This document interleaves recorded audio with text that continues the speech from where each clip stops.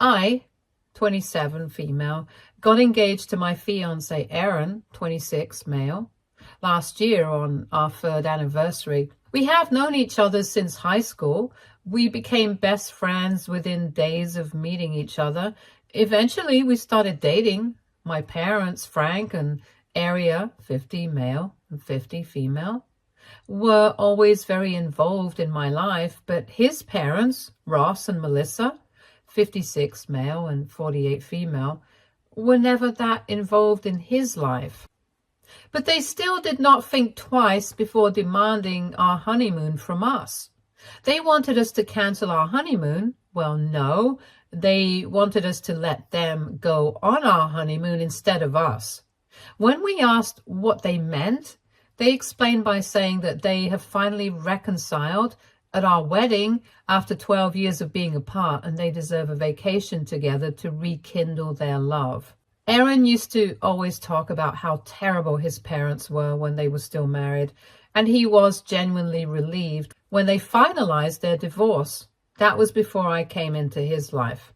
I have seen his parents around for his birthdays and stuff, but they were never spotted together because they kept absolutely no contact whatsoever. Anyways, so when we started planning for our wedding, my family was all in, but his parents did not even bother to ask about it. They just let us know that they will be there. We made sure they knew that both of them will be present there, just to avoid any drama on the wedding day. But they seemed completely okay with it. Cut to the wedding day, and everything seemed perfect. Everything went smoothly, and after 4 years of being together, we were finally married. We had dreamt of this day for so long. We were so happy and into each other that we barely even noticed anyone else. Then, in a while, the reception started. Everyone was having fun, dancing and drinking. We did catch a glimpse of Aaron's parents sitting together by the bar and chatting. He thought it was nice that they were trying to act civilized after being on the outs for over 12 years. Then came the time for toasts. Our friends and my parents gave the most beautiful toasts, and we thought it was done. But then Aaron's parents said that they wanted to give a toast together. The thing is, even when it came to Aaron, his parents never agreed on anything, and the story of their divorce was famous all over town. So when they announced that they wanted to give a toast together, quite a few heads turned. But of course, we were happy that they wanted to say a few nice things. But they did not say a word about Aaron, and neither did they congratulate us on the wedding. They kept reminiscing about the time they spent together. Again, it was amazing that they were getting along, but that day was not supposed to be about them. It was supposed to be about their son and his bride. But we just guessed that they had a little too much to drink, and we just ignored whatever happened. Apart from this, the reception went well. No one had any complaints. We were supposed to leave for our honeymoon 2 weeks before our wedding. Around 3 days after the wedding, my in-laws showed up to our house unannounced, together. It was weird, if I'm being honest, and anyways, they sat down in our living room. We gave them some tea, and they skipped any sort of pleasantries and went straight to their point. They wanted to go on our honeymoon instead of us. Their reason was that we are still young. We will be able to go on any number of trips we want to, but they are old and they do not have that much time left in their lives. So we should give up our honeymoon to them. To this, Aaron and I said that if they wanted to go on a trip, they could easily book any place they wanted. It would not even take that long. But according to his father, spending money on trips is a waste of money, and taking time to plan a whole trip is very boring and annoying. But since we have already paid for everything and planned out everything, we should just let them have it, and they would pay us back once they returned. Aaron thought they were joking, so he laughed at what they said, but then he realized that they were being very serious. He asked them why they would even suggest something so ridiculous, and he was completely against it. We had planned this trip for months, and then canceling it for his parents just felt like something we would have never even thought of. But his parents kept insisting. Aaron was very firm on his decision, and he told them that he would not even want to consider this. But if they need any help with booking anything or planning anything, he would be more than happy to help.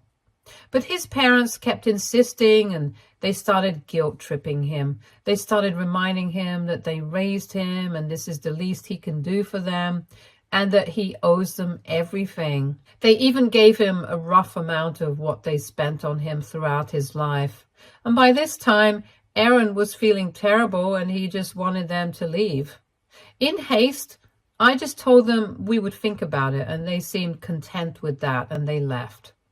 Later that day, Aaron and I sat down and had a conversation about what we wanted to do, and both of us decided that we would talk to his parents and make them understand that this trip was meant for us to begin with, and we would like to keep it that way.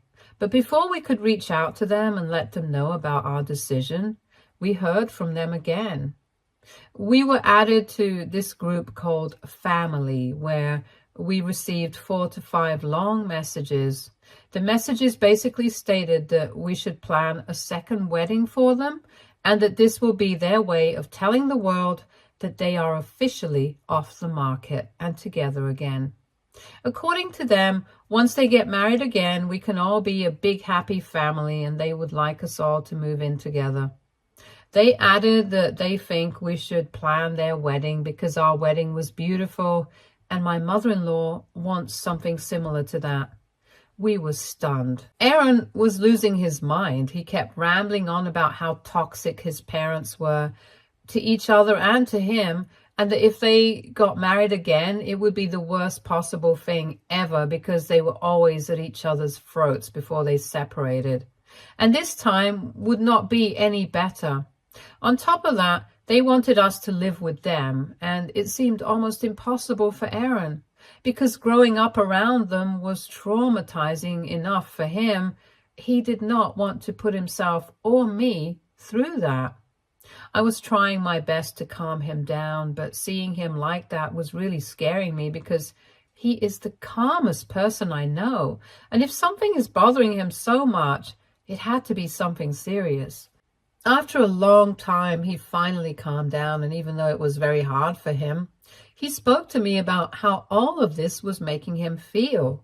I understood. Growing up, he always hated being around either of his parents, and if he had to live with the both of them, he would not be able to deal with that. So we decided that we would firmly stick to our decision and let them know that letting them go on our honeymoon instead of us would not at all be possible, and we would not be able to help them arrange the wedding.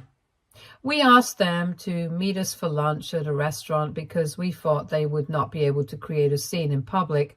We sat down, ordered some drinks, and we went straight to business. We told them whatever we had to say. We made it clear that this was our financial decision. Before we could even finish talking, Melissa got up and screamed in front of the whole restaurant, claiming that their baby boy could never decide to turn them down, and that it must be me who made these decisions. They called me a home wrecker, a bridezilla, and they said I was manipulating their son and turning him against them. Hearing this, Aaron got up and yelled at them, saying that he does not want to be a part of their wedding, if there will be one at all, because they were terrible together. And he added that he would not tolerate anyone saying anything bad against his wife. He asked me to grab my bag, and we stormed out from there. On our way back, I asked Aaron if he thought I manipulated him into making this decision and if I was getting between him and his parents. He assured me that I have nothing to worry about and that his parents always find someone else to blame, even if the blame is completely on them. He asked me to focus on the rest of our honeymoon planning. We are leaving for our honeymoon tomorrow. They have not reached out to us for anything, but now I'm wondering if I was being selfish not letting them have their second chance. Maybe I should have given a little more thought to it. AITA for refusing to cancel my honeymoon so my in-laws could get their second chance. Update 1. Hi guys. It has been 3 weeks since I posted. We returned home from our honeymoon last week.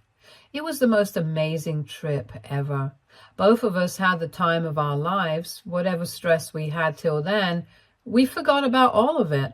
A lot of you were asking about Ross and Melissa's famous divorce stories, so here it is. Ross and Melissa divorced because their marriage was in serious trouble. They were always fighting and hurting each other. They both cheated on each other multiple times, just adding to that situation. Their friends and family and almost everyone in town witnessed the arguments and problems, so word spread quickly. Everyone knew about their chaotic relationship and how toxic it was. The constant drama made it famous, and everyone had their own opinions on it.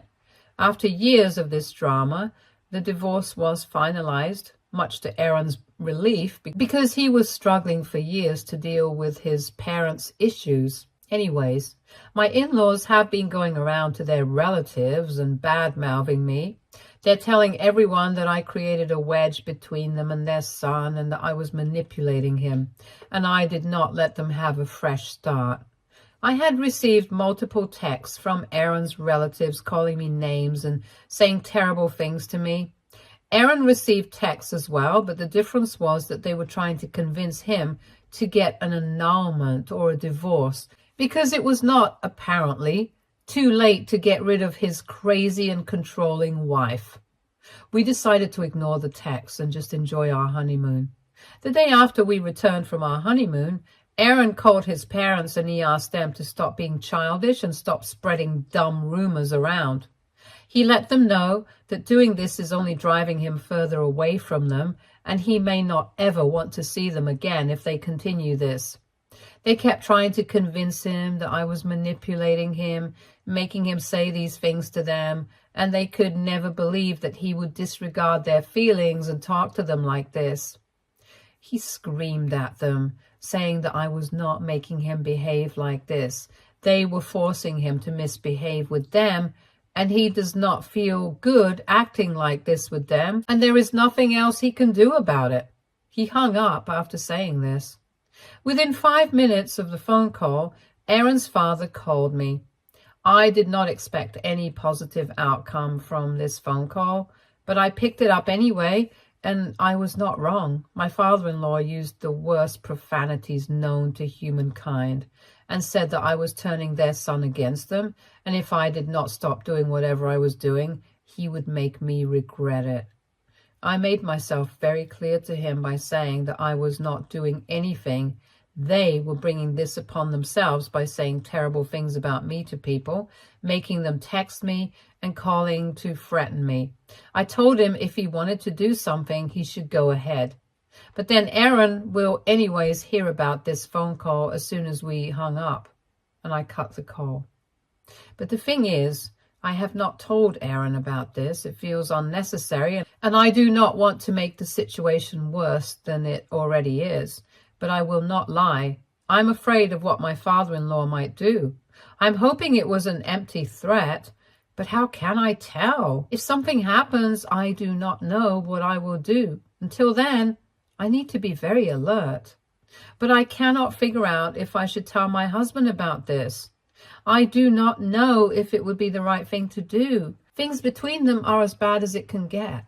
I don't want to make it worse. Update 2.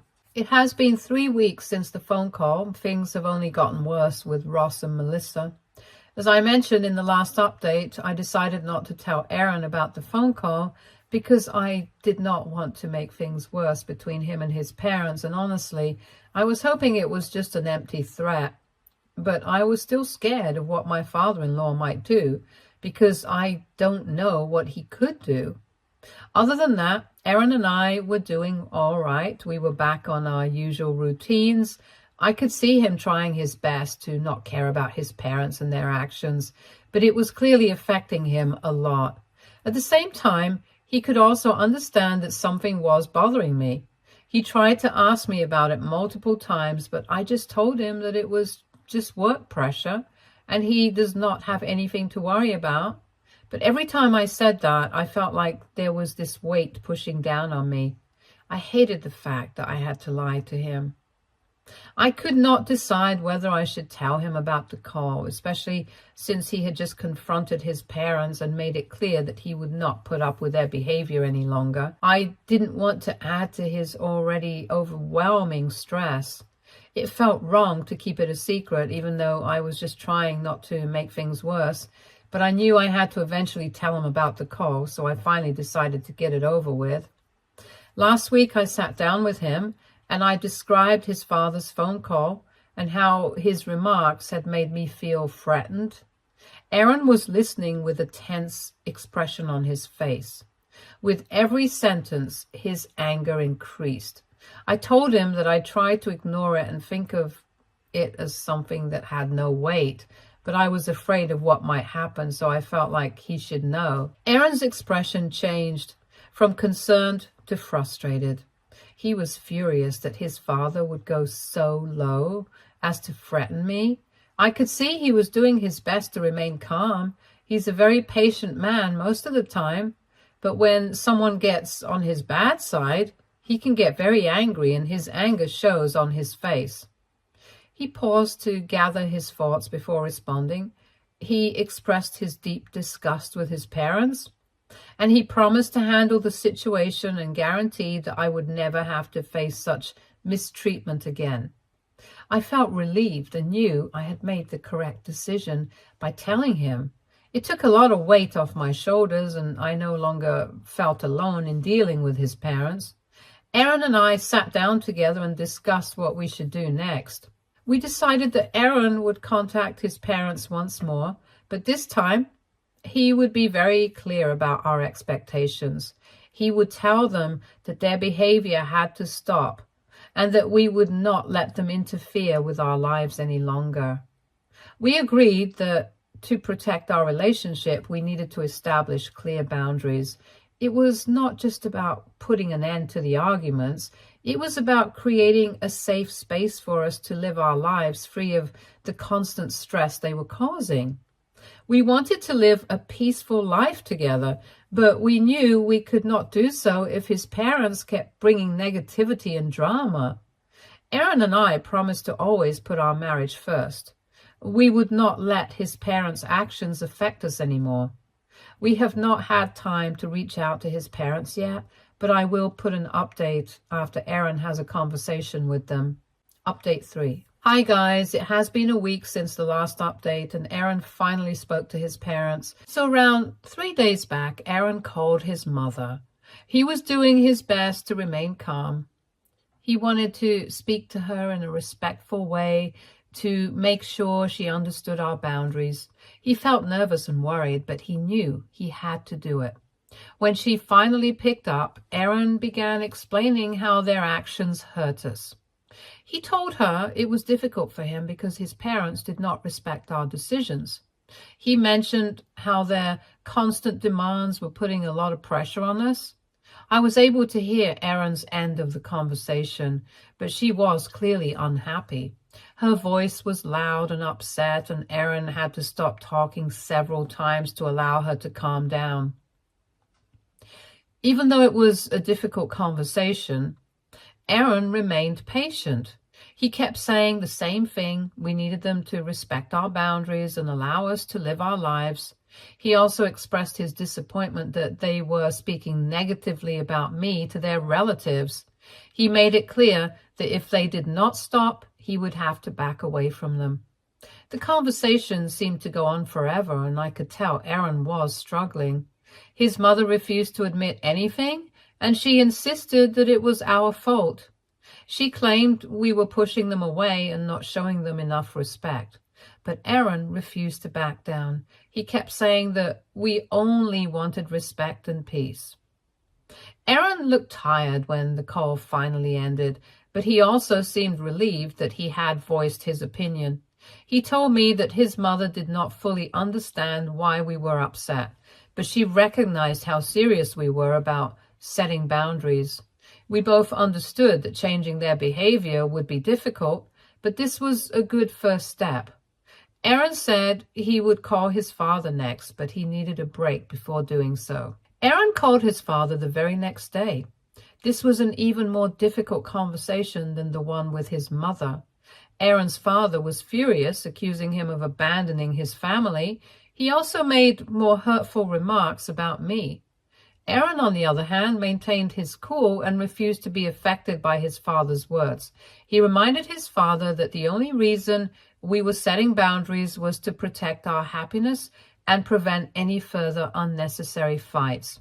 He also stated that if nothing changed, he was ready to cut off contact completely, and he told him that the ball was now in their court, and we were done trying to explain things to them. He felt drained after the call, but we knew we had done the right thing by standing up for ourselves and each other. We started to notice a slight difference after that. Aaron's parents stopped calling as frequently, and messages from relatives began to slow down. It was not ideal, but it was a start. We both thought that eventually his parents would see things our way and value the life we were creating together. For the time being, we are content to have some space and focus on our future without being distracted by the constant drama. Update 4. It has been 2 months since the last update, and around 1.5 months back, I received a message from one of Aaron's cousins, Lila, 29, female. We had not talked much in a long time, so this was unexpected. The message was friendly and made me smile. She said that she had heard about the issues we were having with Aaron's parents. She wanted to check on us and see how we were doing. It felt good to know that someone in Aaron's family cared about us. We had felt very alone over the last few weeks. Aaron's parents had been making our lives complicated, and we were not sure how to handle it. We thought his entire family was against us.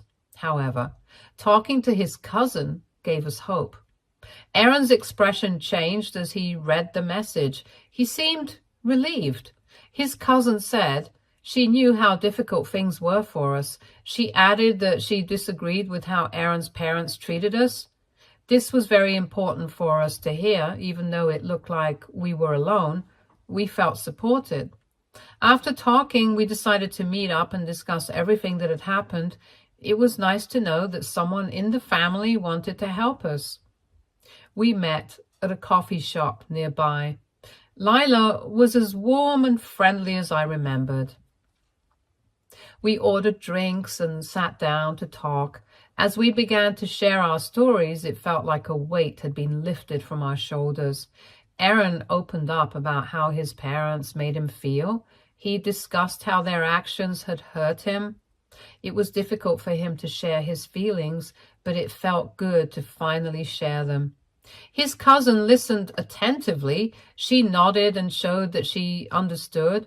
She also talked about growing up in the family. She discussed how Aaron's parents' drama affected her as well. It was comforting to know that we were not alone in how we felt. After a while of talking, we felt more connected. We realized that we could rely on each other during this trying period. His cousin said she wanted to be there for us and help us with the family issues. We were grateful for her support. We felt so much better as we left the cafe. The meeting had been an absolute relief. At this point, it feels like maybe things might just eventually get better with Aaron's family. We have decided to stay in touch with Lila and continue to build that relationship. It really is a relief to finally have someone to talk to about this mess apart from each other. Update 5. Hey guys, it has been almost 6 months since I gave an update. I have been caught up in a few things. This hopefully is the last update.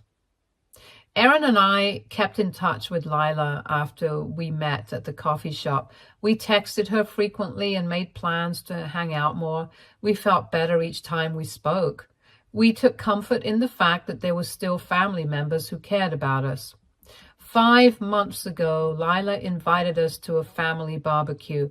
We were initially nervous about going, We were concerned that Aaron's parents might be present and we did not want to deal with any drama, but she guaranteed us that she would help to keep things calm. We decided to go, feeling hopeful. Once we arrived at the barbecue, we noticed her right away. She greeted us cheerfully and made us feel welcome. The atmosphere was fun and relaxing. As we interacted with other family members, we began to feel more at ease. Throughout the entire afternoon, we spent time talking with Lila and meeting the rest of Aaron's relatives. They were welcoming and supportive. It was nice to connect with them, especially since we had been feeling so isolated. We eventually made our way out of the house and into the backyard, where we noticed Aaron's parents in another corner. They did not seem to notice us at first, as they seemed to be having a conversation of their own. This allowed us to enjoy the barbecue without worrying about them. After a while, Lila suggested we say hello to his parents. She said it was an excellent opportunity to show our willingness to move forward. We were both nervous, but we agreed. When we approached them, Aaron's parents looked surprised. In the beginning, there was an awkward silence, but then Aaron spoke up. He greeted them and attempted to keep the mood light. We made small talk, and it turned out to be better than we expected. They were not rude. On the contrary, they were polite and sweet, and it felt as if the tension between us started to ease. Throughout the evening, we interacted with other family members, and it was nice to see that people wanted to get to know us better. This allowed us to move past Aaron's parents' drama for the night, at least. In the coming weeks, we kept in touch with Lila and other family members, and they tried to keep in touch with us as well. We built up our connections, and it felt good to have a support system. The more we interacted with them, the more things started to look up. We also decided to have a straightforward discussion with Aaron's parents. We wanted to set some boundaries, but we did not want to trigger further conflict. We felt prepared to discuss what had occurred and express our feelings peacefully. Over the weekend, we invited his parents to lunch at a nice restaurant. We intended to create a peaceful setting for the conversation. Aaron's cousin had encouraged us to take this step, and we hoped it would be helpful. At lunch, we began by catching up. We discussed our lives, work, and some interesting plans we had. We gradually shifted the conversation to the last few months. We explained how their actions had made us feel and how they had affected Aaron. To our surprise, they did listen. They did not make any interruptions or become angry. Instead, they seemed to consider what we were saying. This was a small win for us. Aaron's parents apologized for their behavior after we expressed our feelings. They admitted that they were out of line. They explained that they were just trying to get back together and have a fresh start, but they were uncertain about how to do so. They also said they realized that they messed up with Aaron when he was growing up, and they feel terrible about it. And even though they cannot go back and fix things, they would like to make things better moving forward. We felt relieved after hearing their apology. Aaron felt even better because they finally acknowledged all the mistakes they made when he was still a child. We ended our lunch on a positive note. We felt like we could breathe again. It was obvious that things were beginning to change. Over time, we had established an understanding with Aaron's parents. They began to accept our point of view, and we saw a different side of them. We maintained communication with Aaron's parents over the course of several weeks. We noticed that they were attempting to be more supportive and respectful, and we felt like we were getting closer to a healthier relationship. 2 months ago, we even invited them over for dinner. It felt good to have them over and share a meal together. We chatted, laughed, and enjoyed each other's company. It was quite the opposite to the tension we had experienced previously. We are getting better at navigating our relationship with Aaron's parents over time. Although we maintained our boundaries, we also made room for communication and understanding. We have been seeing each other a lot lately. Currently, Everything is going well between us and my husband's parents. We're working on building up our relationship with them, and Aaron is working on strengthening his relationship with them individually and together. It finally feels like everything will get better now. Stay tuned for more stories from Our Girl Relationships.